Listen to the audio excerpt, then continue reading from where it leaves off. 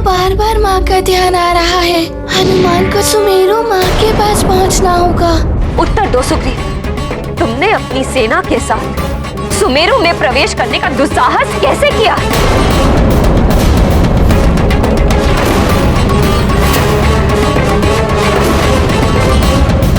विवश हूँ मैं माता अंजना। विवश हो? मित्र राज्य पर आक्रमण करने की विवशता मेरी समझ से परे है। मुझे ज्ञात है सुग्रीव विवश क्यों है।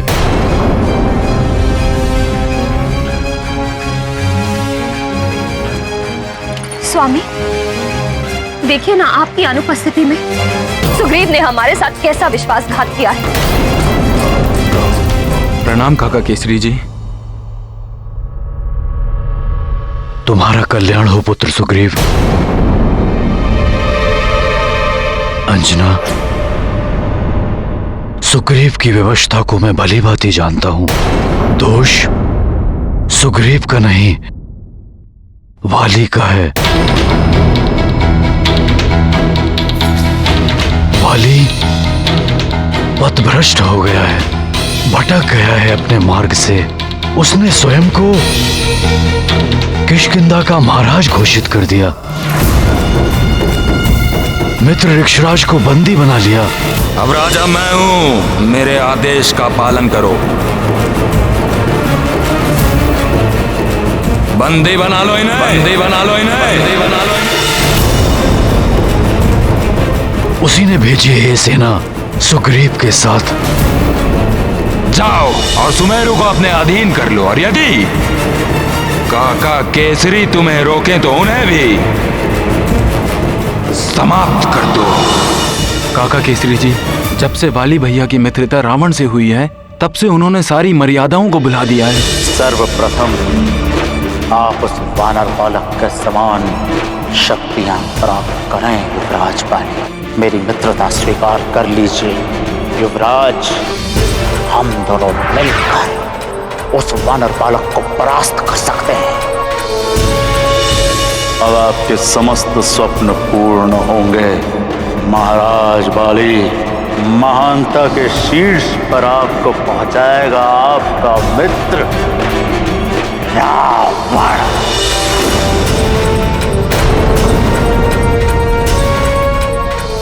जो उनकी इच्छा होती है वो वही करते हैं। मुझे तो उन्होंने आपका वध कर कर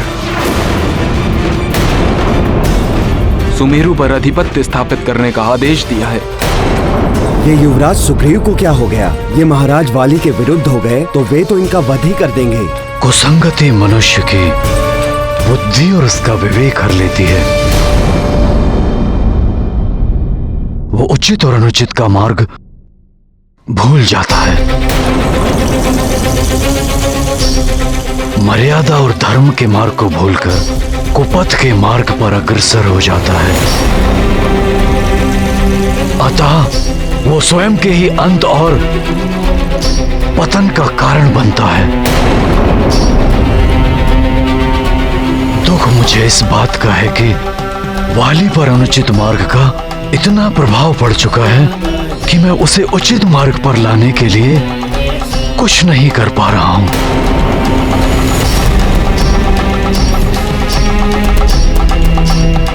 काका केसरी, तब पूर्ण करने के पश्चात वाली भैया अत्यंत ही शक्तिशाली हो गए हैं। उनका विरोध करना असंभव है, इसीलिए मैं भी उनका आदेश पालन करने के लिए बाध्य हूं। सावधान!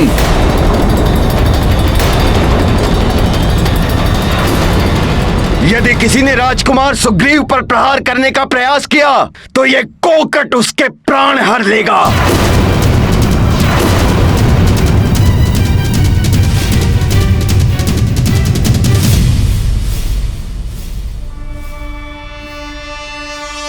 हनुमान,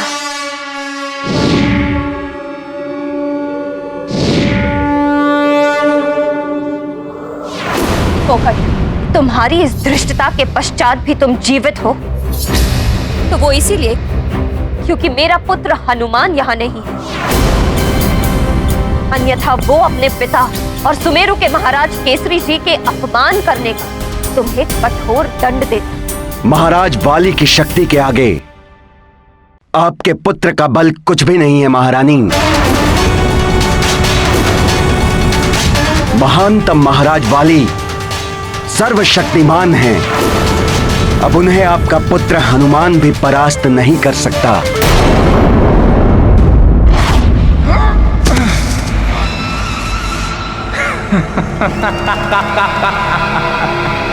महानतम वाली की शक्तियों में और भी वृद्धि हो गई है।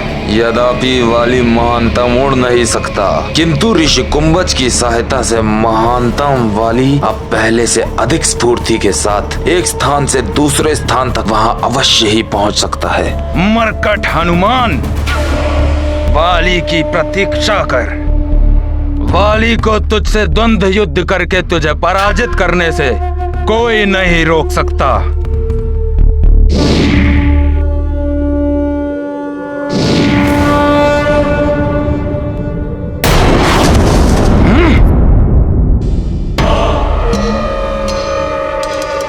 महानतम वाली को प्रवाल द्वीप पहुंचने में थोड़ा सा विलंब हो गया, अन्यथा वो मरकट वहां से जीवित नहीं जाता। निसंदेह वो त्रिशिरा का वध करके सुमेरु ही गया होगा।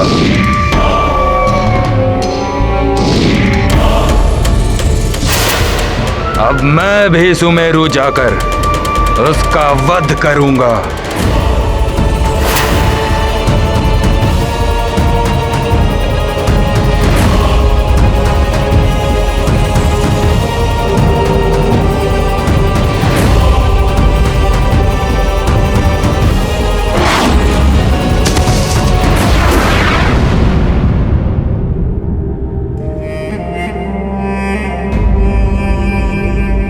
इतने समय पश्चात मैं अपने पिताश्री के स्नेह और माँ की दुलार से वंचित रहा था, किंतु आज उनके इस सुखमय दर्शन के लिए कितना अधीर हो रहा हूँ। मैं शीघ्र आ रहा हूँ माँ और पिताश्री आपसे मिलने।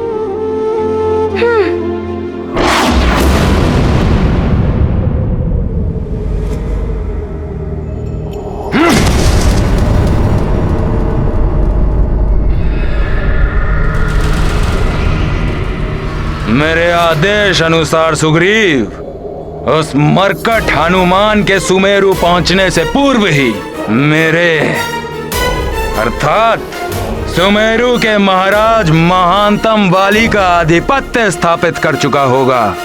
काका केसरी जी, यह सब मेरे लिए भी इतना ही दुखद है जितना आपके लिए, परंतु मैं विवश हूं। यदि मैं किष्किंधा के वर्तमान महाराज वाली भैया के आदेश से बंधा नहीं होता तो मैं स्वप्न में भी आपका शत्रु बनकर आपके या प्रिय मित्र हनुमान के राज्य में कभी प्रवेश करता ही नहीं। सुग्रीव, मैंने अपने मित्र ऋक्षराज को वचन दिया है कि मैं वाली का अहित नहीं करूंगा, उसे सन्मार्ग पर लाने की चेष्टा करूंगा।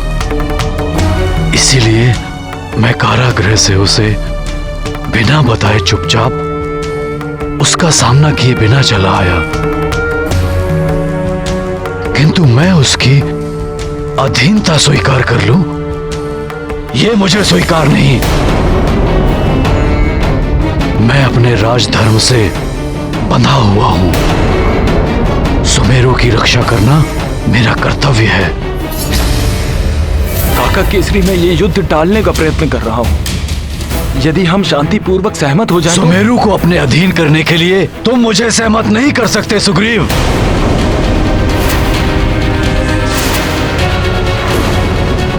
मैंने तुम्हें अपने पुत्र हनुमान के समान माना है, परंतु सुमेरु की सुरक्षा मेरा धर्म है। मैं सुमेरु की स्वतंत्रता नष्ट होने नहीं दे सकता। यदि तुम उसके लिए बाध्य हो तो अपना धर्म निभाओ, युद्ध करो मुझसे, रणभूमि में पराजित करो मुझे। महाराज केसरी जी, मैं महाराज वाली की आज्ञा का अवमानना नहीं होने दूंगा। शांतिपूर्वक किष्किंधा की अधीनता स्वीकार कर लीजिए। अन्यथा मैं आपका वध करके किष्किंधा की प्रभुता स्थापित कर दूंगा।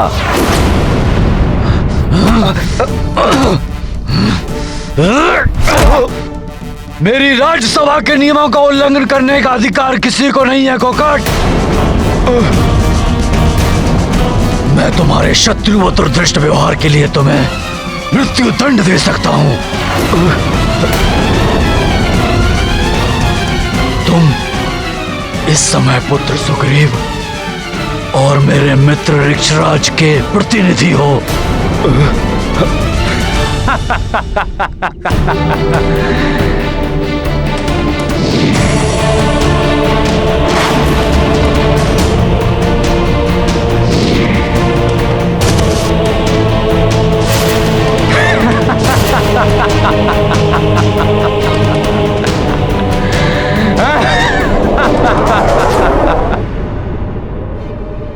वाली भैया,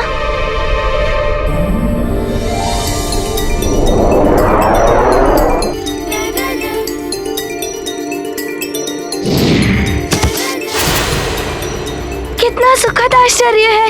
वाली भैया, लगता है उनकी तपस्या पूर्ण हो गई है। वाली भैया,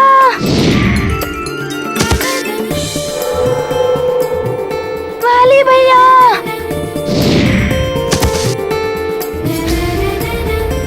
वाली भैया, वाली भैया।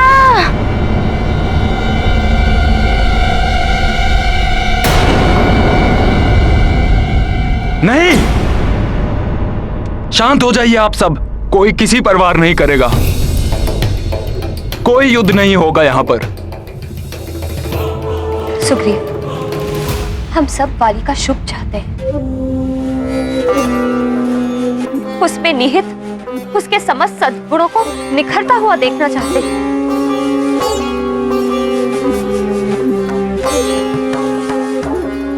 उस संगति से प्रभावित होकर वो अधर्म के मार्ग पर चल पड़ा। हमारा कर्तव्य है कि हम उसे पाप करने से रोकें, किंतु आप सभी इसके विपरीत उसकी आज्ञा मानकर उसके पाप का भागी बनकर यहाँ चले आए।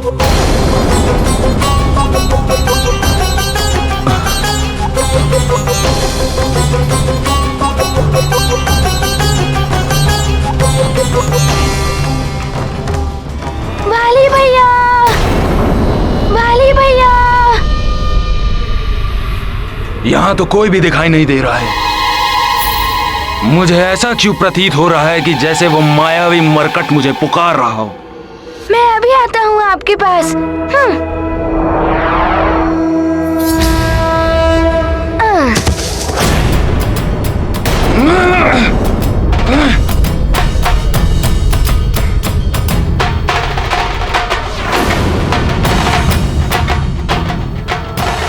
मरकट,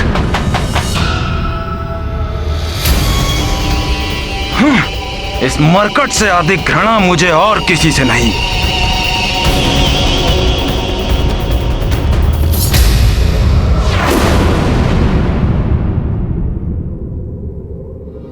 वाली भैया प्रणाम।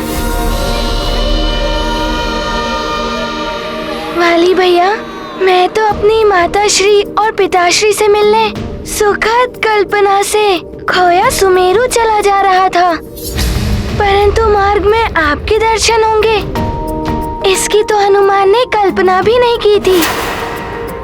वाली भैया, आप यहाँ कैसे, और आपकी तपस्या कब पूर्ण हुई? कहाँ जा रहे हैं आप मेरे साथ चलिए ना सुमेरु। हम दोनों साथ चलकर माँ और पिताश्री को चकित कर देंगे। सुमेरु पहुंचकर चकित तो तुम होते हनुमान, परंतु अब तुम स्वयं मेरे सामने आए हो, तो इस बार मैं तुम्हें बचकर नहीं जाने दूंगा। आप ये तो बताइए, आपको अपनी तपस्या से क्या वरदान प्राप्त हुआ?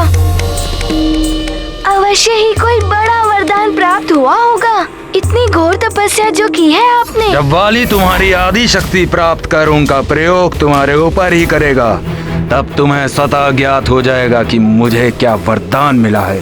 वाली भैया, आप मेरे प्रश्नों का उत्तर क्यों नहीं दे रहे हैं? आप किसी कारणवश मुझसे रुष्ट तो नहीं है ना? घृणा करता है वाली तुमसे मरकट, घृणा। वाली भैया, आप मुझसे बात नहीं करना चाहते तो मत कीजिए, परंतु अनुज के समान हनुमान को अपने गले से तो लगाइए।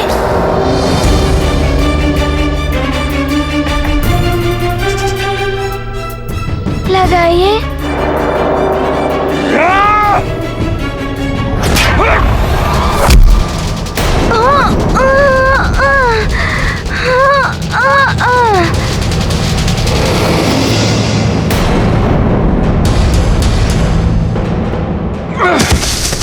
वाली भैया वो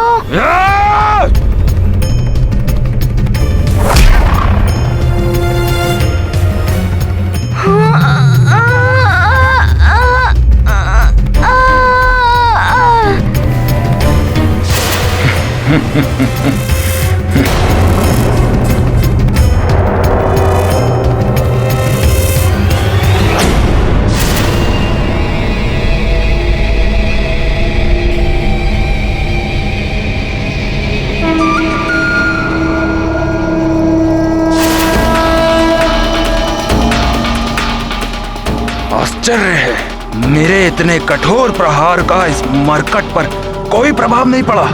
वाली भैया, हनुमान से कोई अपराध हुआ है क्या जो आप उसे दंड दे रहे हैं? यदि अपराध भी हुआ हो तो उसे अनुज की भूल मानकर हनुमान को क्षमा कर दीजिए ना। तुम्हारे अपराध का दंड मृत्यु है मरकट। ओहो, मैं अब समझा। आप मेरी परीक्षा ले रहे हैं कि आपकी अनुपस्थिति में मैंने कितनी शक्तियाँ अर्जित की हैं, है ना वाली भैया? वाली भैया नहीं, महानतम महाराज वाली का हो।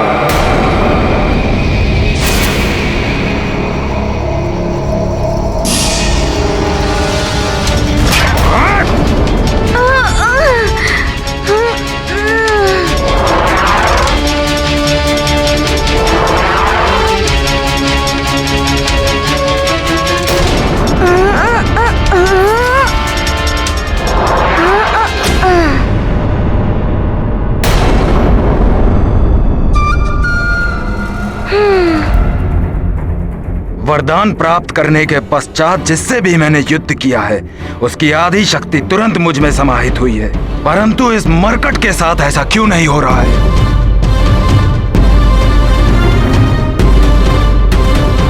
मुझे और वार करने की आवश्यकता है। मैं पुनः प्रयत्न करता हूं।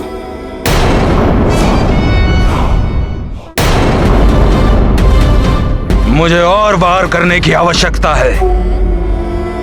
मैं पुनः प्रयत्न करता हूं।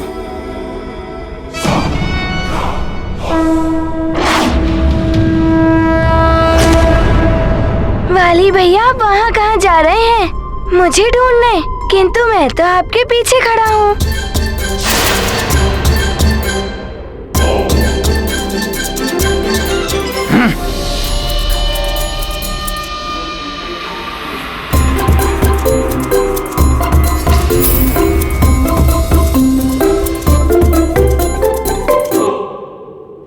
अब इस पर मेरे इस वार के पश्चात इसकी आधी शक्ति मुझे अवश्य प्राप्त होगी।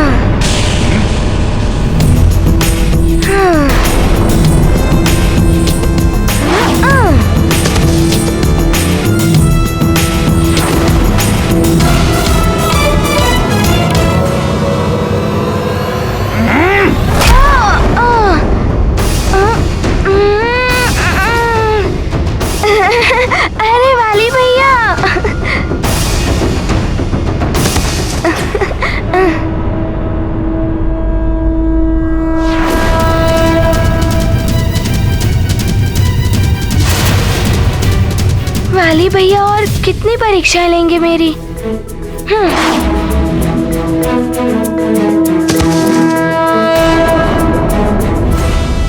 वार पर वार कर रहा हूँ, परंतु इसके पश्चात भी इसकी आधी शक्ति इससे निकलकर मुझ में विलीन क्यों नहीं हो रही है? वाली भैया कब तक परीक्षा लेंगे मेरी? अब तो बताइए।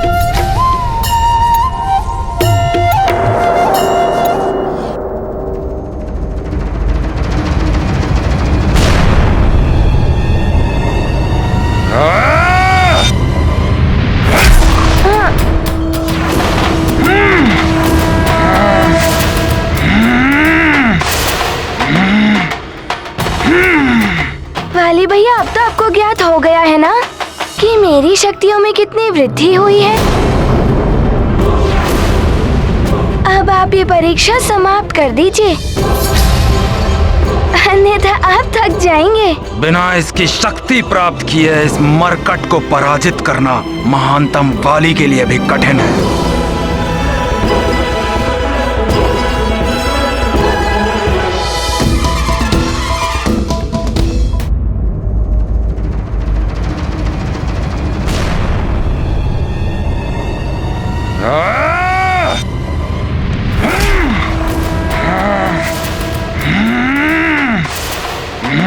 वाली भैया अब तो आपको ज्ञात हो गया है ना कि मेरी शक्तियों में कितनी वृद्धि हुई है। अब आप ये परीक्षा समाप्त कर दीजिए, अन्यथा आप थक जाएंगे। बिना इसकी शक्ति प्राप्त किए इस मरकट को पराजित करना महानतम वाली के लिए भी कठिन है। अच्छा, आप हनुमान की शक्तियों को जानना चाहते हैं, तो इसमें इतना परिश्रम क्यों? मैं अभी दिखा देता हूँ। तेरी शक्तियों का विवरण नहीं, मुझे तेरी आधी शक्ति चाहिए मरकट। नारायण नारायण, वाली केसरी नंदन हनुमान की आधी शक्ति पाना चाहता है, परंतु वो भूल रहा है कि उसको प्राप्त वरदान के अनुसार ये तभी संभव है जब हनुमान शत्रु भाव लेकर वाली के सम्मुख आए। परंतु हनुमान तो उसके प्रति प्रेम से ओतप्रोत है, परंतु वाली ये कदापि समझ नहीं पाएगा क्योंकि उसकी बुद्धि को घृणा और क्रोध ने कुंठित कर दिया है। इसलिए वाली हनुमान पर वार करता रहेगा और हनुमान के हृदय में व्याप्त सरल प्रेम उनको वाली के वरदान से सुरक्षित रखेगा। नारायण नारायण। आपके तप पर जाने के पश्चात मुझे देवियों और देवताओं से अनेक वरदान प्राप्त हुए। देवी अंजना के पास मारुति को ले जाने के पूर्व हम देवता उसे आशीर्वादों से युक्त करना चाहते हैं। अनेक प्रकार के वरदान मुझ में समाहित हैं।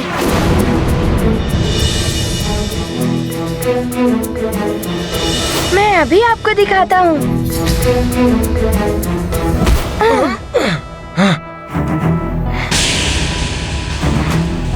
देखिए वाली भैया, मैं अपनी इच्छा अनुसार अपनी देह का आकार बदल सकता हूँ। अभी दिखाता हूँ। मैं ब्रह्मा तुम्हें वरदान देता हूँ, तुम इच्छाधारी होगे। जब जैसा रूप धारण करना चाहोगे तुम कर सकोगे।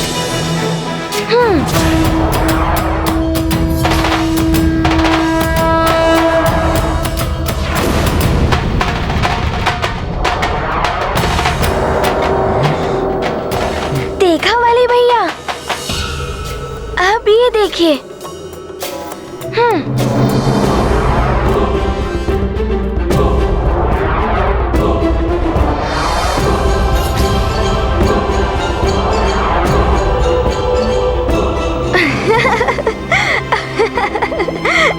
अरे कहाँ चला गया मरकट?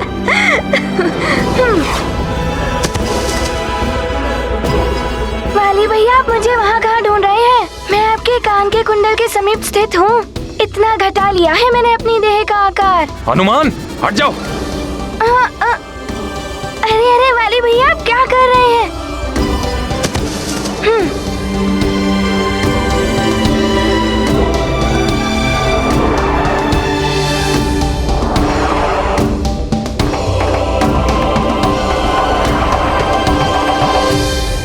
वाली भैया, आपको ज्ञात है मैं अपनी श्वास के प्रवाह से बड़े बड़े पर्वत हिला सकता हूँ। अभी दिखाता हूँ।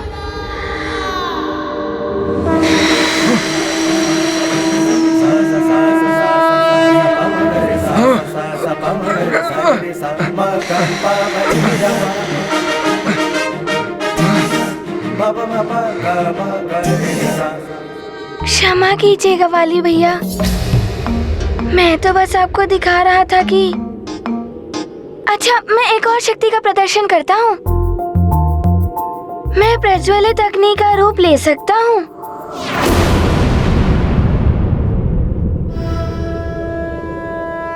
मैं अग्निदेव तुम्हें वरदान देता हूँ कि कितनी भी भीषण अग्नि हो, उसकी ज्वाला तुम्हें किसी भी प्रकार से हानि नहीं पहुंचाएगी।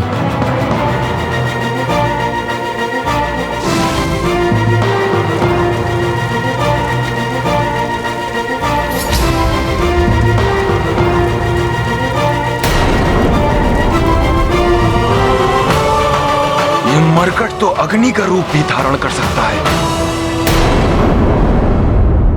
सुग्रीव, वाली को सचेत कर उसे कुपथ से सन्मार्ग पर लाने में उसके और उसके समूचे राज्य की भलाई है। माता अंजना, मुझे तो ये भी भय है कि वाली भैया स्वयं यहाँ ना आ जाए। सुमेरु को अधीन करने का अर्थ है सुमेरु से युद्ध। सुमेरु से युद्ध करने का अर्थ है हनुमान और वाली भैया का युद्ध।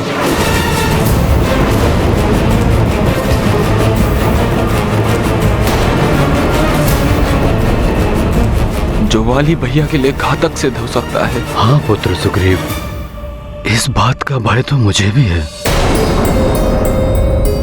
मैंने मित्र ऋक्षराज को वाली की सुरक्षा का वचन दिया है। वो यहाँ आ गया तो उसकी रक्षा करना कठिन हो जाएगा। किसी प्रकार वाली को सुमेरु और हनुमान से दूर रखना होगा।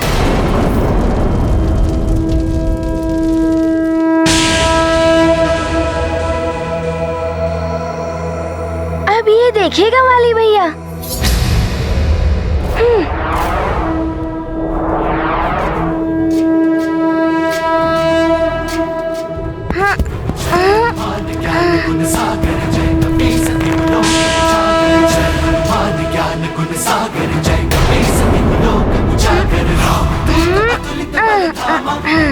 ये मरकट कहीं इस पर्वत को उठाकर मेरे ऊपर तो नहीं फेंकने वाला।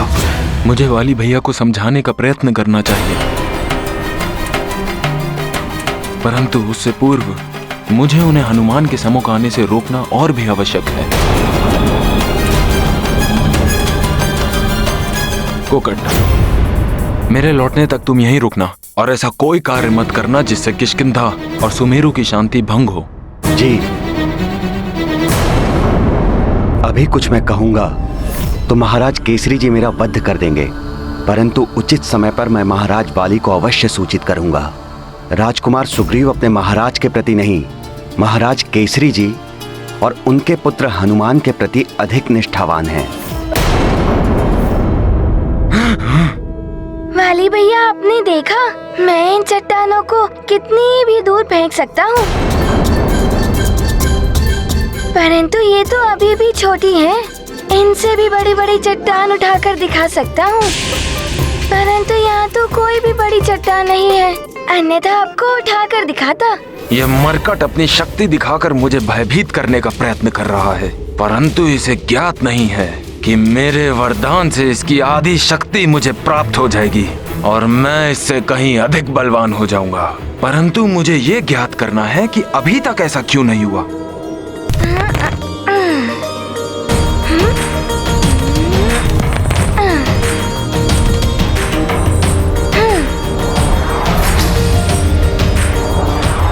कितने भोले और निष्कपट है हनुमान। वाली के घृणित प्रयोजन का उन्हें लेश मात्र भी अनुमान नहीं है। परंतु माधव, एक बात समझ में नहीं आई कि वाली हनुमान के प्रेम से परिपूर्ण निर्मल पवित्र मन को क्यों नहीं देख पा रहे हैं। प्रिय, जिस व्यक्ति के हृदय में घृणा और प्रतिशोध के भाव वास करते हैं, उसकी दृष्टि कुछ भी अच्छा नहीं देख पाती।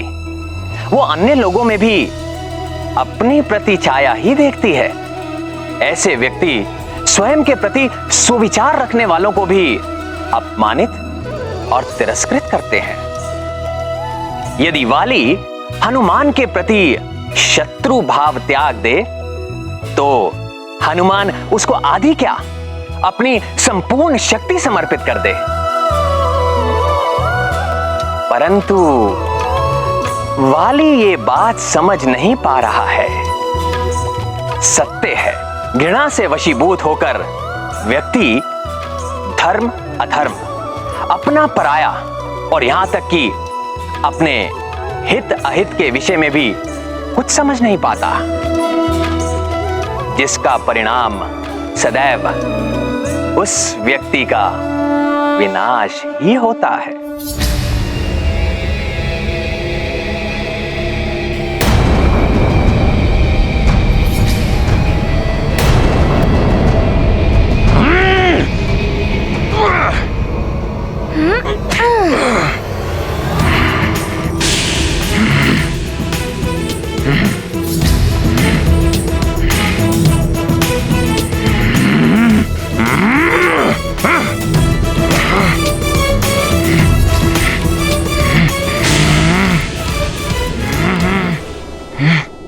वाली भैया, प्रतीत होता है आप मेरी और परीक्षा लेना चाहते हैं। ये देखना चाहते हैं कि मेरी भुजाओं में कितनी शक्ति है। ये जानना चाहते हैं ना आप?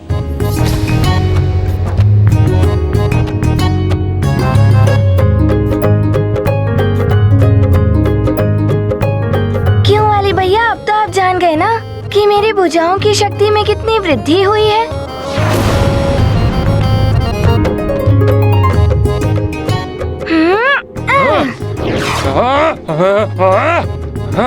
आनंद आ रहा है ना वाली भैया? वाली भैया संभल के।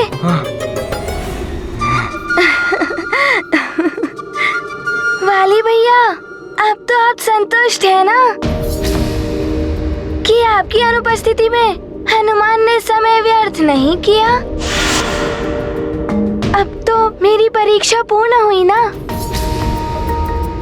तो हनुमान को अपने गले से तो लगा लीजिए।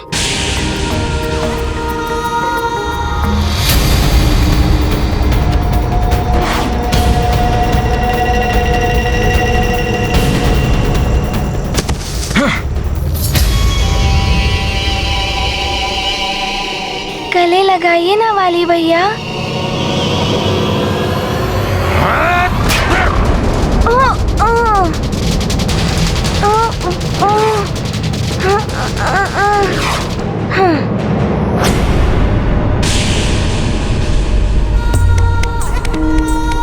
वाली भैया, और कितनी परीक्षा लेंगे मेरी?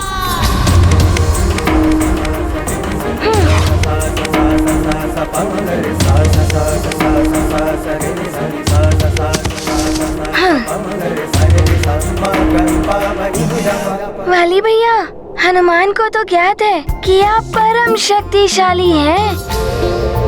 यदि हम दोनों की शक्ति मिल जाए तो हम सारे असुरों का विनाश करके हरि भक्तों की सेवा करेंगे। मेरी मित्रता स्वीकार कर लीजिए। हम दोनों मिलकर उस वानर बालक को परास्त कर सकते हैं। हरि भक्तों के बल के साथ हम दोनों सर्वशक्तिशाली बन सकते हैं। प्रतीत होता है कि आप मेरी युद्ध कौशल की परीक्षा ले रहे हैं, है ना वाली भैया?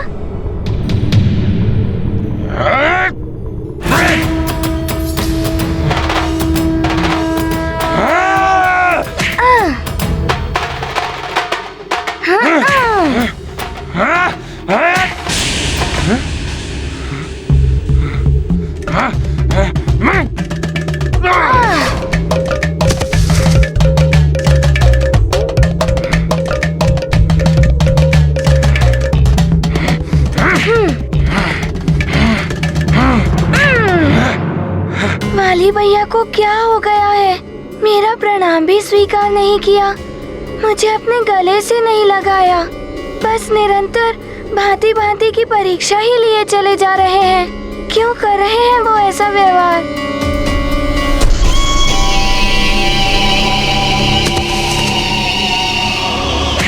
वाली भैया, अरे वाली भैया, नीचे उतारिए मुझे वाली भैया। वाली भैया, ये आप क्या कर रहे हैं वाली भैया?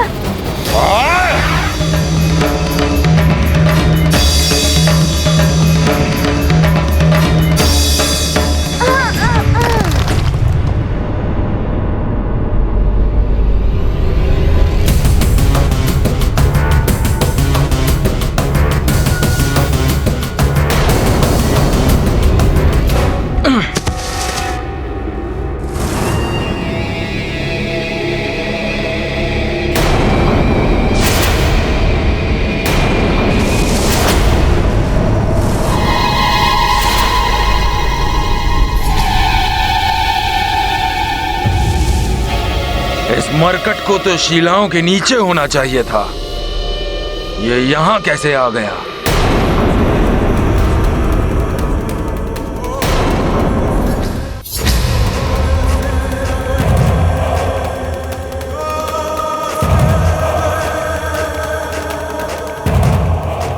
कायरों के भांति छुपो नहीं, सामना करो मुझ महानतम वाली का।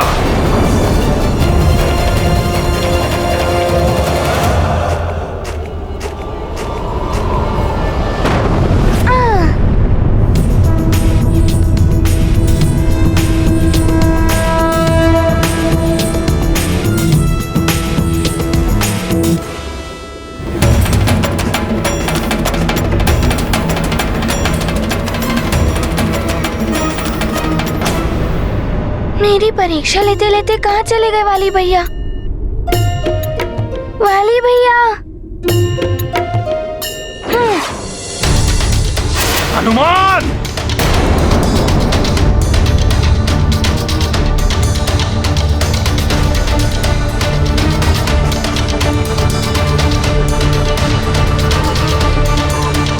वाली भैया किसका पीछा कर रहे हैं? हनुमान!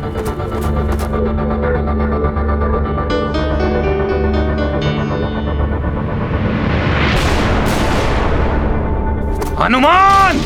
कहाँ हो? ये तो बड़ी तीव्र गति से मेरे पीछे आ रहे हैं। इन्हें यहाँ पहुंचकर मुझे पकड़ने में अधिक समय नहीं लगेगा।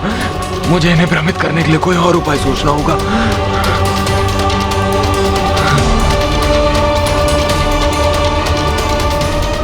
हनुमान! यदि साहस है तो सामने आओ मेरे। वीरों की भांति युद्ध करो मुझसे। बहुत गर्व है ना तुम्हें अपनी शक्तियों पर? तो आओ, मुझ महानतम वाली पर अपनी शक्तियों का प्रयोग करो। कायरों की भांति छुपो नहीं, मेरे सामने आकर युद्ध करो मुझसे।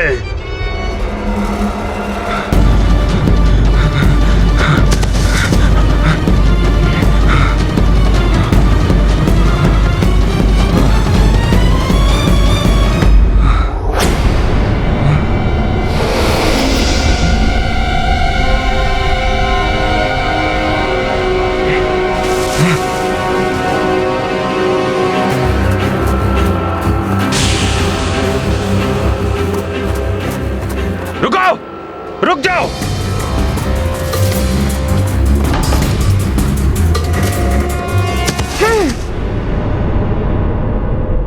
कहाँ चले गए दोनों? अभी तो यहीं थे।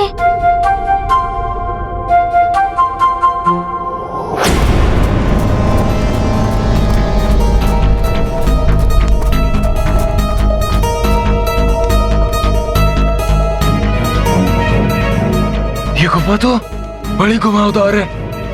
इसमें तो कोई भी खो सकता है।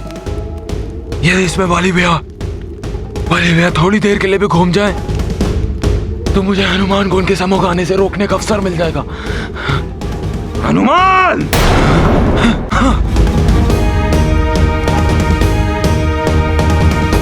हनुमान!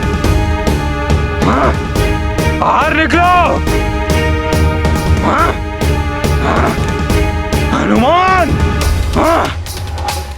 हनुमान, कहाँ छुप कर बैठे हो?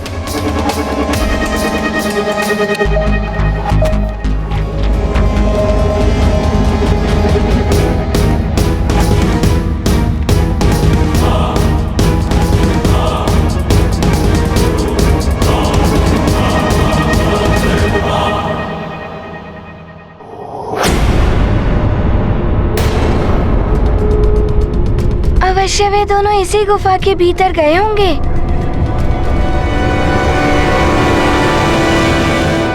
हनुमान, अरे सुग्रीव भैया अभी यहाँ हैं। कहीं आप दोनों मिलकर हनुमान से क्रीड़ा तो नहीं कर रहे? हनुमान, कहाँ छुप कर बैठे हो? नहीं हनुमान, ये कोई क्रीड़ा नहीं है। अब तो ये गंभीर बात है। पहले हमें वाली भैया की दृष्टि से बचकर कहीं छुपना होगा, फिर मैं तुम्हें सब कुछ गंभीरता से बताऊंगा। आ जाओ।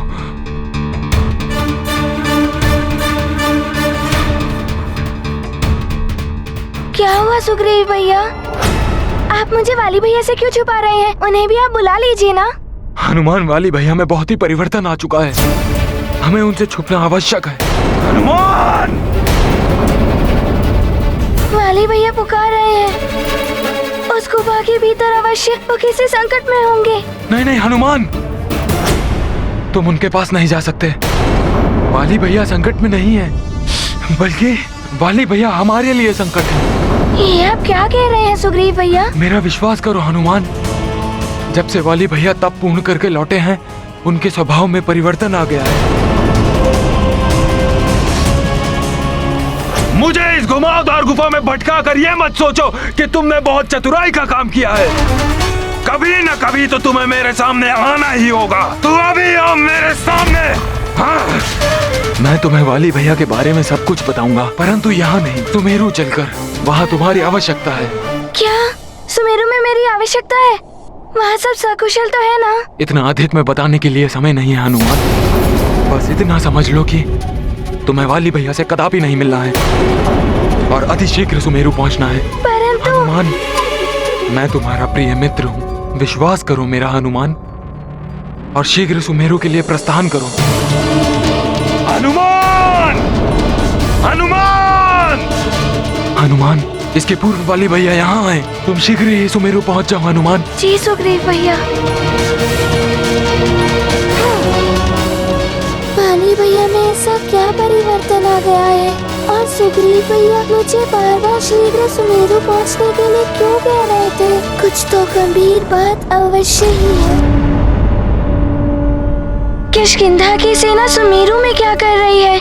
सुग्रीव भैया वाली भैया से मुझे दूर क्यों करना चाहते थे? मेरी कुछ समझ में नहीं आ रहा है।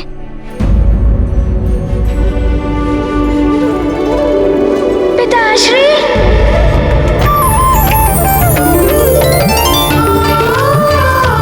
पुत्र हनुमान,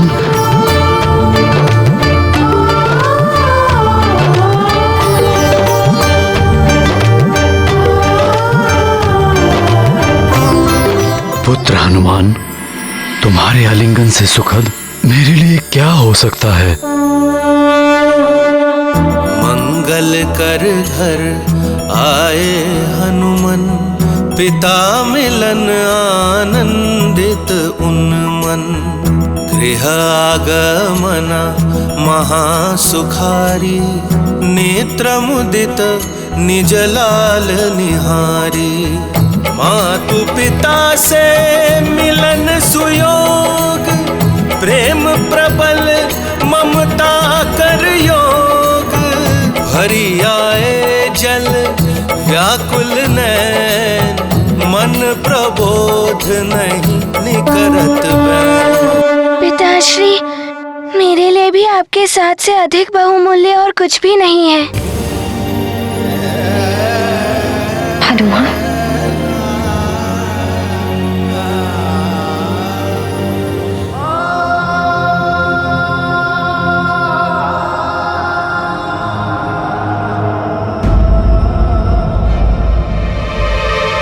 पिताश्री, किष्किंधा के कोकट जी यहाँ क्यों उपस्थित हैं?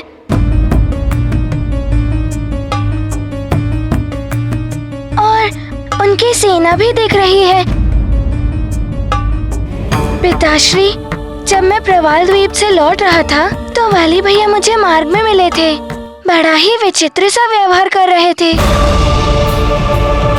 मेरी शक्ति परखने के लिए उन्होंने अनेकों वार किए मुझ पर। तब सुग्रीव भैया आए, उन्होंने शीघ्र ही मुझे यहाँ आने के लिए कहा। महाराज वाली तुम्हारी शक्ति परख नहीं रहे थे, वो तुम्हारा वध करने के लिए तुम पर वार कर रहे थे। हमारे यहाँ किष्किंधा की सेना का सुमेरु में होने का एकमात्र उद्देश्य है सुमेरु को किष्किंधा के अधीन करना। यदि सुमेरु ने महाराज वाली की अधीनता स्वीकार नहीं की तो किष्किंधा की सेना सुमेरु पर आक्रमण कर देगी। तुम्हारा भविष्य तो निश्चित है, महाराज बाली के हाथों तुम्हारी मृत्यु होगी। वो तुम्हें जीवित नहीं छोड़ेंगे।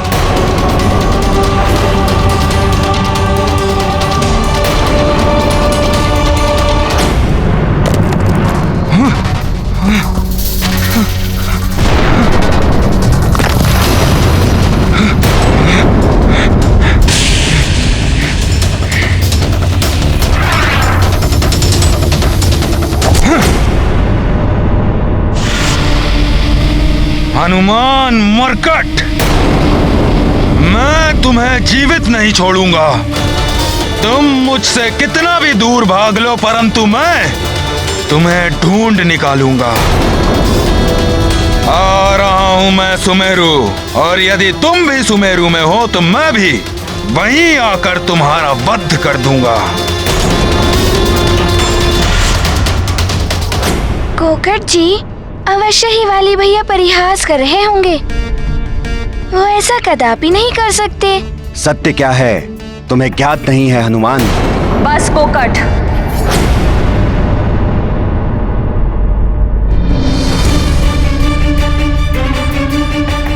हनुमान को ज्ञात कराने की कोई आवश्यकता नहीं। महारानी अंजना। कोकट,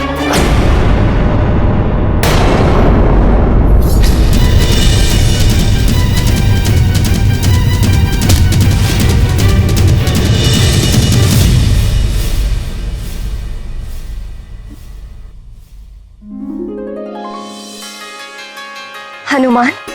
माँ, माँ, माँ, मेरा लाल।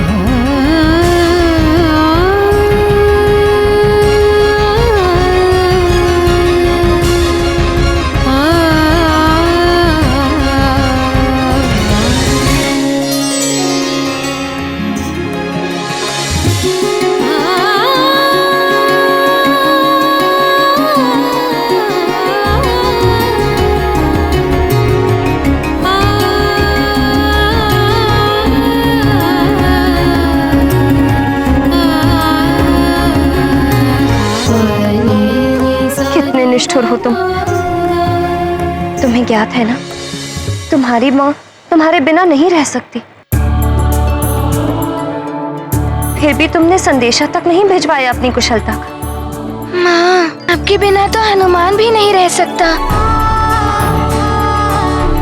यदि मेरा बस चले तो मैं आपके आंचल से कहीं भी दूर नहीं जाऊं। मेरे लाल,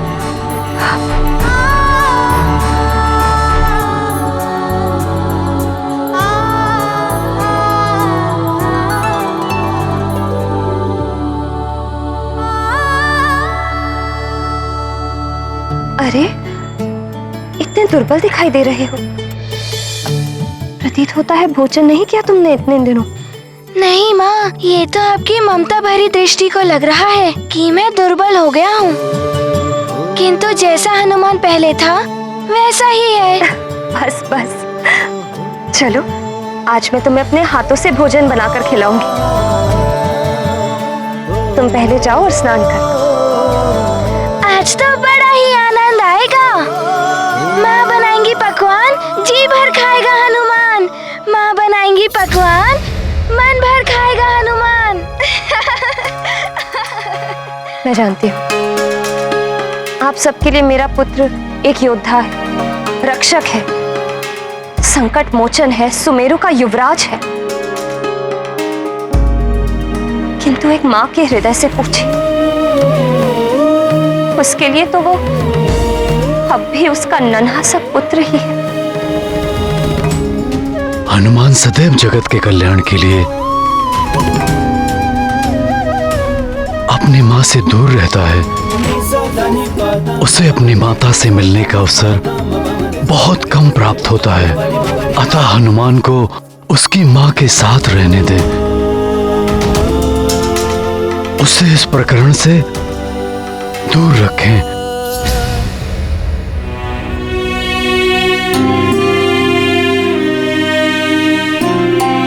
आज हनुमान बहुत दिन पश्चात अपनी माँ के पास लौट कर आया है। ये माँ अपने एक मात्र पुत्र पर अपनी ममता, अपना स्नेह लुटाना चाहती है। इसीलिए हनुमान को इस राजनीति से दूर ही रखिए।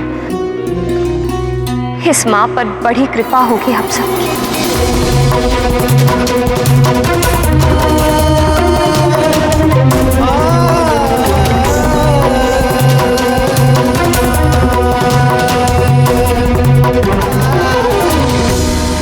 माँ की ममता ऐसी ही होती है। भले ही पुत्र जगत के संकट हरने वाले संकट मोचन महाबली हनुमान ही क्यों ना हो, माँ की दृष्टि में तो पुत्र सदैव अबोध बालक ही होता है। पुत्र भले ही बड़ा हो जाए, किंतु माँ का निस्वार्थ प्रेम, पुत्र की कुशलता की चिंता सदैव ऐसे ही बनी रहती है जैसे बाल्यकाल में बनी रहती थी। माँ की यही कभी ना क्षय होने वाली ममता उन्हें देवताओं से भी उच्च स्थान पर स्थित करती है। अतः कभी माँ का अनादर नहीं करना चाहिए। जब तब व्रत से अवश्य पुण्य मिलता है, परंतु उससे भी अधिक पुण्य मिलता है माँ की सेवा से। खीर तैयार हो गई? हो रही है महारानी जी। सुगंध तो बहुत अच्छी आ रही है। इसमें मैं थोड़ा और मेवा डाल देती हूँ। अच्छा, अब इसे कुछ क्षण तक ऐसे ही चलाते हैं और फिर शीतल करने के लिए रख देना, ठीक है? जी। अरे अरे, लड्डू नहीं बने अभी तक? शीघ्रता से हाथ चलाओ। हनुमान स्नान करके आता ही होगा, उसके आने से पूर्व लड्डू बन जाने चाहिए। चलो मैं भी मदद करती हूँ। आज इतने दिनों पश्चात हनुमान मेरे हाथ के बने हुए लड्डू खाएगा।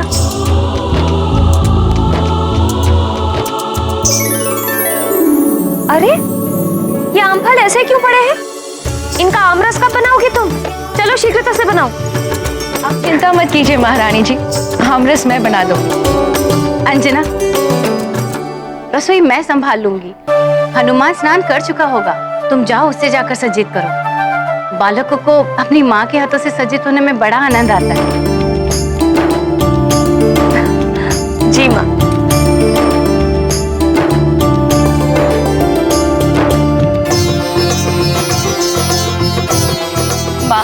हनुमान के आते ही निष्प्राण से हुए राजभवन में चैतन्यता सी आ जाती है, उमंग और उल्लास सा छा जाता है। हाँ माजरिका, और अंजना का उल्लास तो देखने योग्य होता है। आशा है इस बार अंजना को हनुमान पर अपनी ममता लौटाने के लिए अधिक समय मिल जाए। निश्चित ही वो मरकट सुमेरु गया होगा, परंतु मैं तुम्हें छोड़ूंगा नहीं।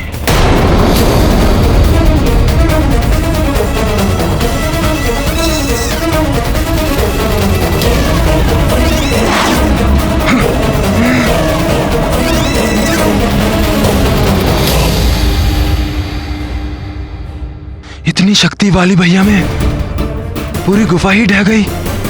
वो सुमेरु की दिशा में गए हैं, कहीं कुछ अनर्थ ना कर दें। मेरा उन्हें रोकना आवश्यक है।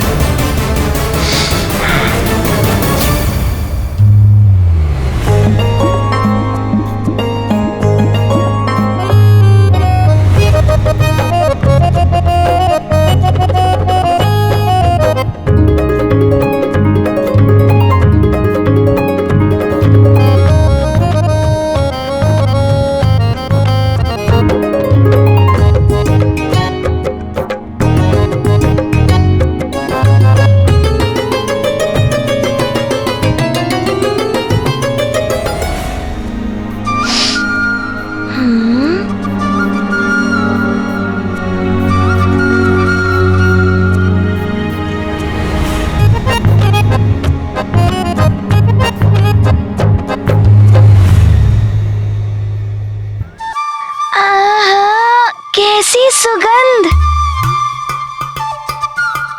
भोजन की? नहीं,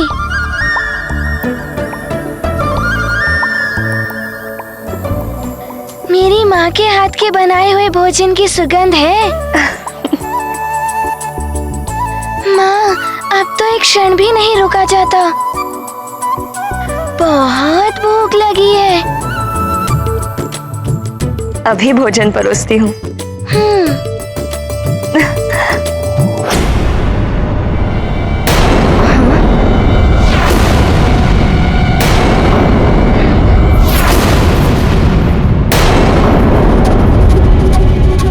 कहाँ गया भोजन?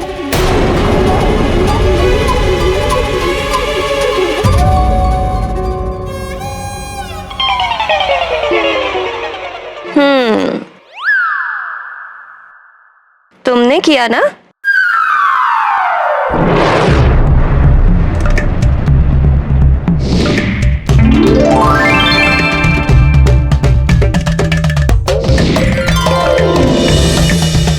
माँ, हनुमान से रहा नहीं जा रहा था। इतने दिनों के पश्चात आपके हाथ से बनाया हुआ भोजन जो मिलने वाला था। कहाँ है सारा भोजन?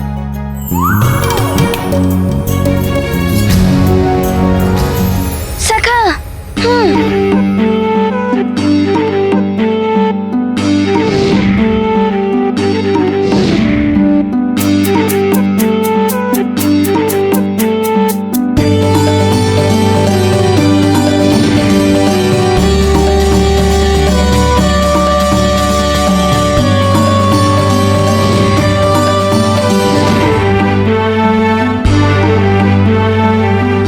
क्या हुआ हनुमान? भोजन आरंभ करो पुत्र।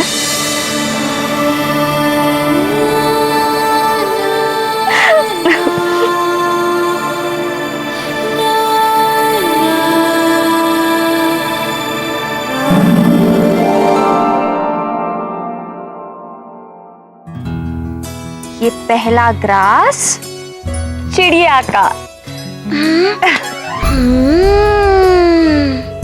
आनंद, अति आनंद माँ। ये द्वितीय ग्रास गैया का।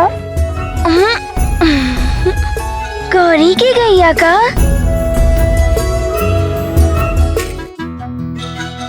माँ, आपके ये स्नेह भरे स्पर्श से भोजन अमृत बन जाता है। स्वर्ग के दिव्य भोजन में भी ऐसा आनंद कहाँ जो इस भोजन में है।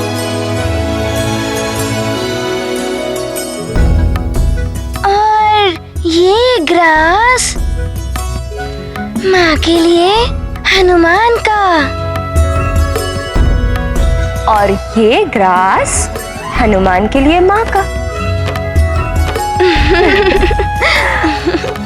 हाँ? ये क्या हो रहा है? हाँ? वाली यहाँ?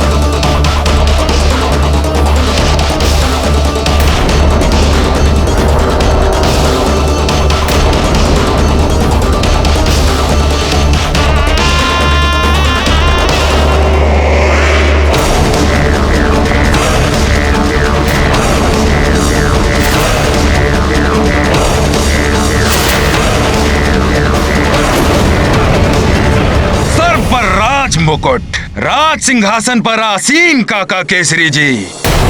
इसका अर्थ ये हुआ कि मुझ महानतम वाली के आदेश की अवज्ञा हुई है आपके सुमेरु की राजसभा में।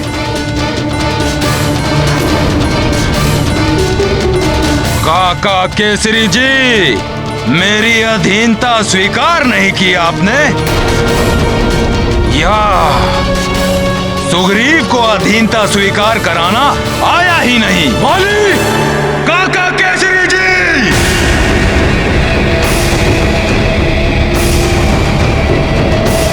स्वर मध्यम।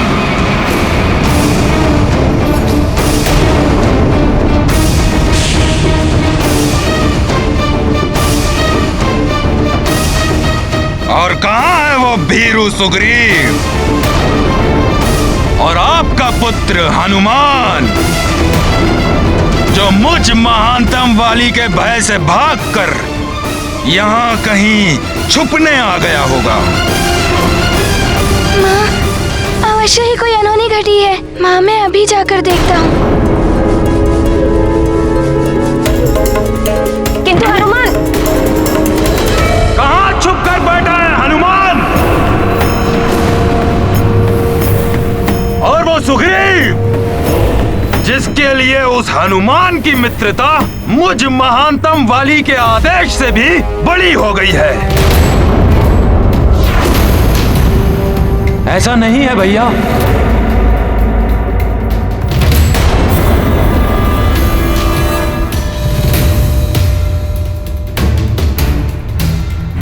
वाली भैया, मैं तो आपको समझाना चाहता था कि अपनों से वैर अपना ही विनाश।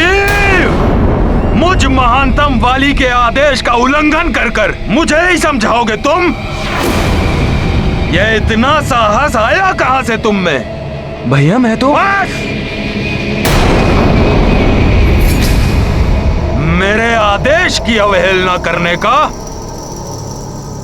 दंड मिलेगा तुम्हें, दंड।